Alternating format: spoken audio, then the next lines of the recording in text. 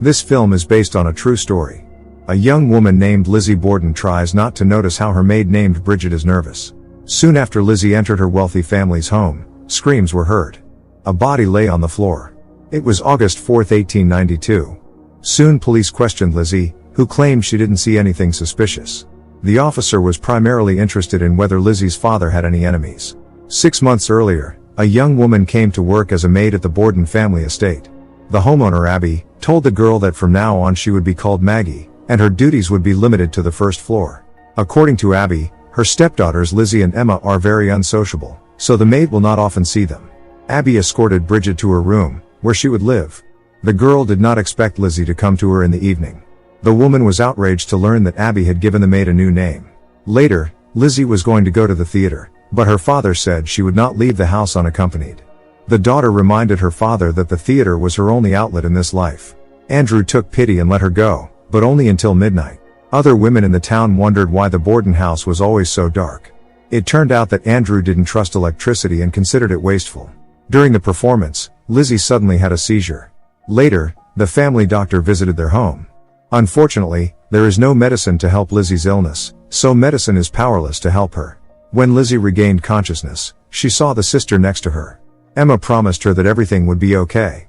At breakfast, Lizzie didn't eat anything, which annoyed Abby. Feeling better, the woman read aloud to their domestic fowl in the coop. Bridget overheard this. Suddenly Lizzie told the maid that there are things that men shouldn't know about. At night, Bridget was reading a book given to her by the lady of the house. It turned out that the girl could hardly read, so Lizzie decided to teach her. This brought them closer together. Suddenly the woman felt unwell again, but she quickly felt better. Meanwhile, Andrew saw a note under the door of the house stating that no one would save him from the inevitable. The next day, Mr. Bordem approached the maid, saying that everyone in the house was very satisfied with her work, so he was willing to increase her salary. Bridget was embarrassed and confused. At night, the girl woke up to someone entering her room. Mr. Bordem ordered Maggie to be docile. She didn't want it, but there was nothing she could do. When it was all over, Andrew returned to bed with his wife. She had not slept the whole time. The next day, Bridget was crying. This was noticed by Lizzie, who brought her a book. On the porch of the house, someone left another letter. An anonymous sender wrote, "Your sin will find you." That same night, there was a knock on the door, waking the homeowners. Bridget also woke up. She watched from the window as Andrew went outside with a gun in his hand. Finding no one, he returned to the house. Lizzie thinks that it is time to tell the constable about these threats, but the father says that it is their family's matter and should not concern anyone else. Lizzie decided to tell her father directly that he had acted very recklessly by taking land away from farmers. They are simple people and do not understand how laws work. However, Andrew does not feel guilty. If the farmers paid their fees on time, their land would still be theirs. Not knowing how to live on, Lizzie came to church to pray. During the day, her uncle John Morse arrived, who persuaded Andrew to buy modern equipment because old methods are impossible to use on such huge plots of land as his. However, Andrew is not going to spend money on this. Lizzie overheard her father discussing the threatening letters with John. Judging by the handwriting, they were written by one person. Andrew is most worried about his daughters, so he wants John to take care of them in case something happens to him. Someone will have to have the right to act on their behalf. Later, Andrew gave Lizzie a locket with a picture of her mother. They all miss her dearly. Andrew suggests that his daughter start over with a clean slate. This is exactly what Lizzie wants. When her father left, she stole some money and took some jewelry. Emma thinks that their father will never believe that a thief was in the house, but Lizzie didn't want to listen to her. She sold all the stolen jewelry to a pawn shop. In the evening, the inspector questioned the maid, asking where she was at the time of the robbery. The inspector intended to search Bridget's room, but suddenly Andrew said that it would not be necessary. The fact is that he spoke to the owner of the pawn shop where Lizzie sold the stolen jewelry today. The head of the family took an axe and got rid of all the birds as punishment. All this time his daughter was begging him to stop. During dinner, the family members did not speak to each other. Andrew ordered his daughter to eat, but she did not obey. Moreover, it is unpleasant for her to sit at the same table with her stepmother and uncle. Lizzie wonders why the father wants his inheritance to go to them too, not just his daughters. When Lizzie called Andrew a coward and a liar, he hit her. Lizzie got up from the table and locked herself in her room. Open the door! The father knocked on the door for a long time, while the daughter had another seizure. When she felt better, her sister said that now their father will probably put her in a psychiatric hospital. Bridget took care of Lizzie all the time. Recovered, the woman went to the constable and demanded an explanation as to why all decisions were made by outsiders on her behalf, including those regarding the inheritance. The constable was not authorized to disclose confidential information. But Lizzie still suspects that her uncle John Morse will become her guardian after the father's demise. If this happens, she and Emma will be in a dire situation. Bridget found a letter addressed to her in the mailbox. Since the girl could not yet read perfectly, she asked Lizzie to do it for her. It turned out that Bridget's mother passed away after a prolonged illness. The girl burst into tears and couldn't calm down for a long time. In the evening, Andrew expressed his condolences to her, making dirty hints. Bridget looked at the axe, but dared not do anything about it. In the morning, Lizzie found a note on her bed from Bridget, thanking her for the support. At night, Lizzie woke up to suspicious sounds and left her room to check what was happening. She was horrified to realize that her father was in Bridget's room. This rekindled her feelings of hatred with renewed vigor. Breaking her mirror, Lizzie left the shards under Bridget's door so that the father would hurt himself when leaving. The next morning, the maid told her that she couldn't quit because she would be homeless and hungry. Mr. Bordem is a wealthy, influential man who is allowed to do whatever he wants. When the women met again, Lizzie asked Bridget for forgiveness for everything that was happening to her. She is ashamed that she is the daughter of a man like Andrew. Lizzie can't live like this anymore and wants to escape. While changing the bedding, Bridget found another note from Lizzie. From now on, they constantly exchanged notes and spent more and more time together. They couldn't hold back their feelings and almost kissed, but Emma's voice interrupted them. During a walk, Lizzie noticed John leaving a note on the door.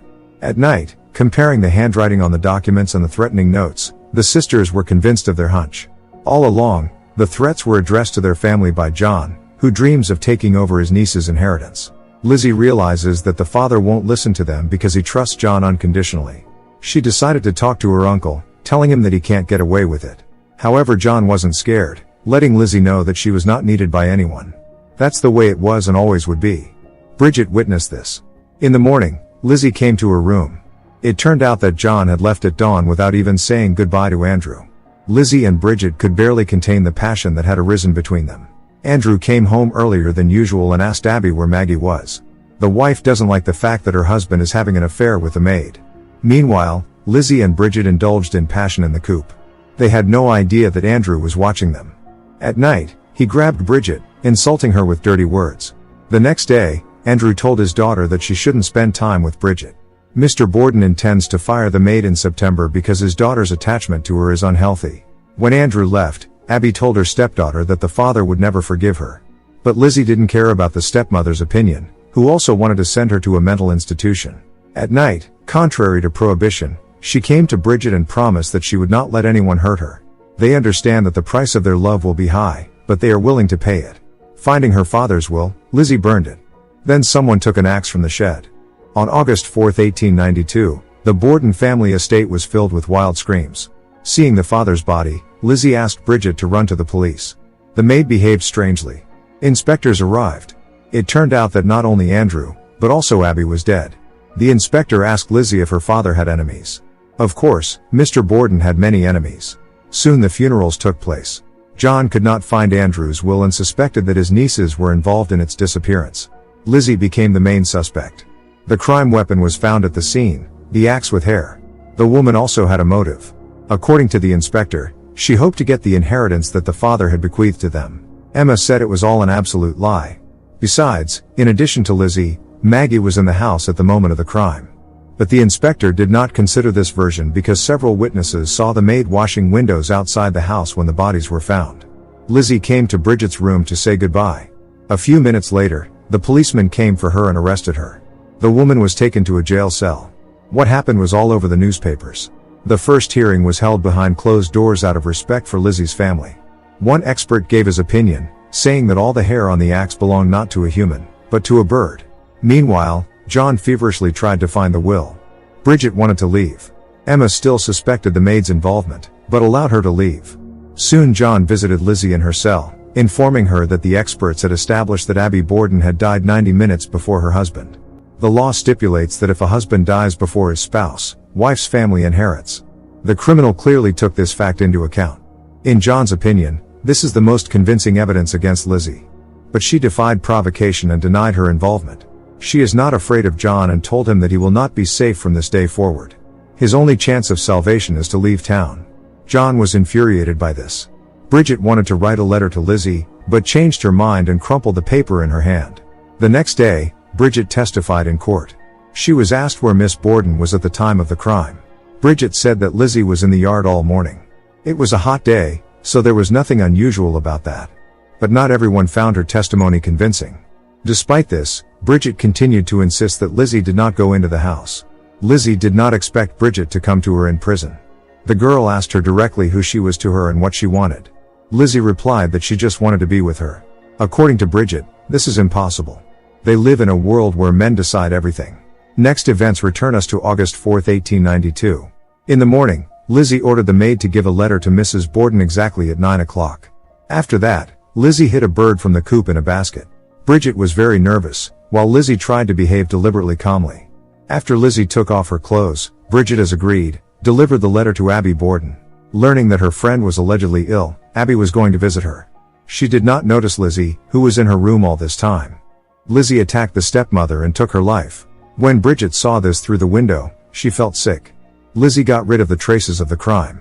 Returning the axe to its place, she returned to her room. Someone knocked on the door. Terrified, Bridget heard Andrew Bordem resent having to wait on the doorstep of his own house. Lizzie went downstairs, and trying to act as if nothing had happened, offered her father soda. Andrew was slightly surprised by such kindness from his daughter. Lizzie, under the pretext of picking pears, went to the garden. At that moment, Bridget began to act. Like Lizzie before, she took off her clothes so as not to soil it, and prepared to attack Mr. Bordem. However, Bridget lacked the determination to do so. Andrew thought that the maid had gone insane, but when his daughter came in and took the axe from Bridget's hands, he realized with horror that they were in collusion. Lizzie did what she had to. Acting with cold-blooded calm, Lizzie took the same axe and returned to the coop to make everything look as if nothing suspicious had happened. After sawing off the handle of the axe, Lizzie threw it away and burned all the incriminating evidence. When the time came, she screamed, playing out a pre-rehearsed scene. Then Lizzie called Bridget, who was also supposed to play her role. Lizzie instructed her to run to the police, as they had agreed. In the present, Bridget asked Lizzie to promise her that she would never write or look for her again. When Bridget said she didn't want anything from her, Lizzie was puzzled. The girl left the town at the first opportunity. On the way, she couldn't stop thinking about Lizzie. Next, we are told about the real characters in the story. Lizzie Bordem was acquitted. The jurors did not believe that a woman of such high standing in society could commit such a monstrous crime. Lizzie never married, and she donated a large part of her fortune to a public organization.